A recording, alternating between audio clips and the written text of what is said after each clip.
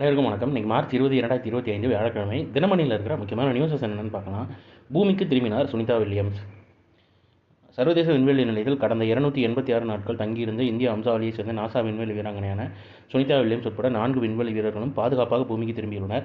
இவர்கள் பயணித்த ஸ்பேஸ்எக்ஸ் நிறுவனத்தின் டிராகன் விண்கலம் இந்திய நேரப்படி செவ்வாய்க்கிழமை காலை 10:35 மணிக்கு சர்வதேச விண்வெளி நிலையத்திலிருந்து புறப்பட்டு சுமார் 17 மணி நேர பயணத்திற்கு பிறகு புதன்கிழமை அதிகாலை 3:30 மணி அளவில் அமெரிக்காவின் புளோரிடா மாகாணத்துக்கு அருகில் கடலில் பாராசூட்களின் உதவியுடன் பாதுகாப்பாக இறங்கியதுன்னு தெரிவிச்சிருக்காங்க. குடியரசுத் தலைவர், பிரதமர் வாழ்த்தும் தெரிவிச்சிருக்காங்க. 4576 முறை பூமியை சுற்றி வந்தனர். சுனிதா வில்லியம்ஸ் உட்பட 4 விண்வெளி வீரர்களும் சர்வதேச விண்வெளி நிலையத்தில் இருந்து 286 நாட்களில் பூமியை 4576 முறை சுற்றி வந்து சுமார் 19.5 கோடி கிலோமீட்டர் தொலைவுக்கு பயணித்துள்ளனர்னு சொல்லி தெரிவிச்சிருக்காங்க. அடுத்ததாக கொஞ்சம் பேஜஸ்க்கு பொலிட்டிக்கல் அண்ட் ஜென்ரல் நியூஸ் தான். ஸோ டேரெக்டாக எனக்கு திருக்குறள் என்னன்றதை பார்த்துருவோம்.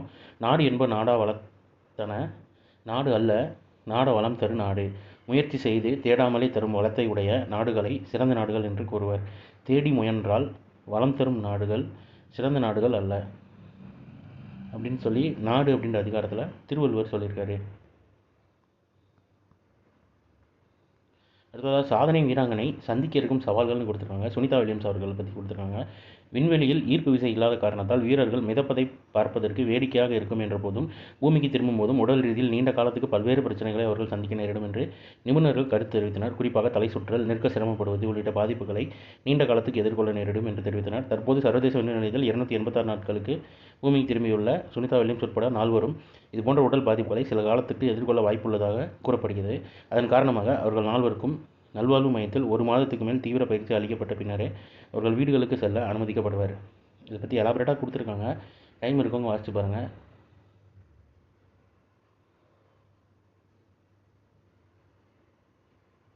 இன்னொன்று கொடுத்துருக்காங்க பாருங்கள்.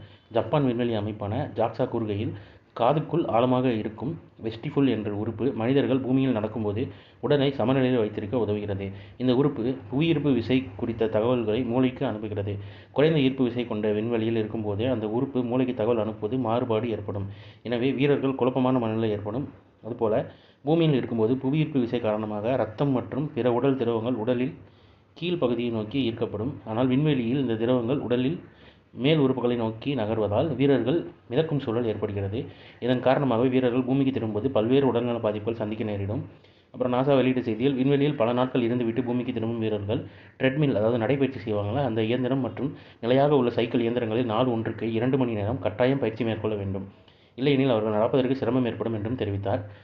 அப்புறம் சுனிதா வில்லியம்ஸ் அவர்களோட பூர்வீக கிராமத்தில் கொண்டாட்டம்னு போட்டிருக்காங்க. இது பார்த்து வச்சுக்கோங்க, மேபி கேட்கறதுக்கான வாய்ப்பு இருக்கலாம். குஜராத்தில் உள்ள அவரின் பூர்வீக கிராமமான மெக்சனா மாவட்டம் ஜீலாசன் கிராமத்தில் மக்கள் பட்டாசுகளை வெடித்து கொண்டாடினர் அப்படின்னு சொல்லி கொடுத்துருக்காங்க. நிறைய பேருக்கு இந்த விஷயம் தெரியாமல் இருக்கலாம். ஸோ இதை பற்றி தெரிஞ்சுக்கோங்க. அவங்க வந்துட்டாங்கன்னா அவங்க நார்மலாக, அதாவது அங்கே சிம்பிளாக சொல்லணுன்னா, இப்போ நம்ம இங்கே வந்து கிராவிட்டி இருக்குது பூமியில். ஸோ நம்ம ஸ்பேஸுக்கு போகிறப்போ கிராவிட்டி இல்லாமல் இருக்கிறதுனால, அதாவது புவியீர்ப்பு சக்தி இல்லாமல் இருக்கிறதுனால இங்கேயே ட்ரைனிங்லாம் எடுத்துகிட்டு போவாங்கள்ல. அங்கே போனால் எப்படி இருக்கணும், தண்ணி எப்படி குடிக்கணும், சாப்பாடு எப்படி சாப்பிட்ணும், அந்த மாதிரி அங்கே ரொம்ப நாள் தங்கிட்டு வந்ததுனால அந்த புவியீர்ப்பு இல்லாத நோ கிராவிட்டிக்கு பழகிருப்பாங்க. ஸோ அதிலிருந்து கிராவிட்டிக்குள்ளே திருப்பி வர்றதுக்கு ஒரு ட்ரைனிங் எடுக்கணும் அவங்க அப்படின்ற மாதிரி கொடுத்துருக்காங்க, சிம்பிளாக சொல்லணும்னா. அடுத்ததாக 5Gயை அறிமுகப்படுத்திய வோடஃபோன் ஐடியான்னு தெரிவிச்சிருக்காங்க. இந்தியாவில் 5G தொழில்நுட்ப சேவைகளை முன்னணி தகவல் தொடர்பு நிறுவனங்களில் ஒன்றான வோடஃபோன் ஐடியா அறிமுகப்படுத்தியுள்ளது. ஆல்ரெடி ஏர்டெல், ஜியோ அறிமுகம் பண்ணியிருக்காங்கன்னு நினைக்கிறேன். அந்த வரிசையில் இவங்களும் இணைஞ்சிருக்காங்க. நம்ம வர்த்தக ரீதியாக என்ன ஏதுன்னு பார்க்க வேண்டாம். பட் யார் யார் எந்தெந்த சிம்மு 5Gயில் இருக்குன்றதை தெரிஞ்சு வச்சுக்கோங்க, ஒரு ஜென்ரல் நாலேஜ் மாதிரி. சிந்து சமவெளி நாகரிகத்தை வெளிப்படுத்திய சர் ஜான் ஷெப்பர்ட் மார்ஷலுக்கு சிலை முதல்வர் மு க ஸ்டாலின் திறந்து வைத்தார்னு தெரிவிச்சிருக்காங்க. சிந்துவெளி நாகரிகத்தில் முதலில் வெளிப்படுத்திய சர் ஜான் மார்ஷல்னு சொல்லுவாங்க. அவருக்கு சிலை வச்சுருக்காங்கன்னு சொல்லியிருக்காங்க. 1902ஆம் ஆண்டு தனது 26 வயதில் இந்திய தொல்லியல் கழகத்தின் தலைமை இயக்குநராக பொறுப்பேற்றார். 1924ஆம் ஆண்டு செப்டம்பர் 20ஆம் தேதியன்று வரலாற்று சிறப்புமிக்க சிந்துவெளி பண்பாட்டின் கண்டுபிடிப்பை உலகுக்கு அறிவித்தார்னு சொல்லி தெரிவிச்சிருக்காங்க. அப்புறம் அவரை பற்றி எலாபரேட்டாக கொடுத்துருக்காங்க. டைம் இருக்கிறவங்க வாசிச்சு பாருங்கள். ஸோ இன்றைக்கான இம்பார்ட்டன்ட் நியூஸஸ் அவ்வளோதான். இதோட ஷார்ட்டர் வெர்ஷனாக 1 மினிட் கரண்ட் அஃபேர் நம்ம சேனலில் இருக்குது. வேணுங்கிறவங்க அதை யூட்டிலைஸ் பண்ணிக்கோங்க. மேலும் இன்னொரு நியூஸ் வீடியோவில் சந்திப்போம். தேங்க்யூ.